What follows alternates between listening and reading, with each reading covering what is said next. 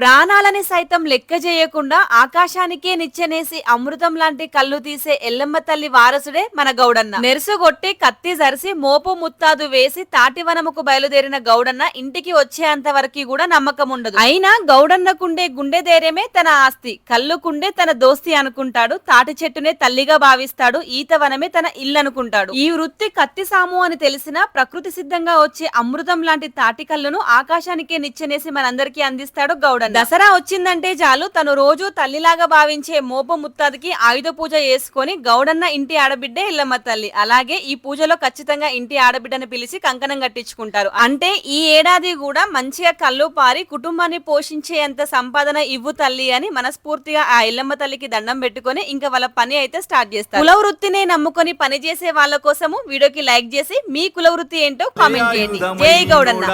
కల్లును కనుగొన్న శాస్త్రజ్ఞుడా, తల్లి ఎల్లమ్మకు వారసుడా.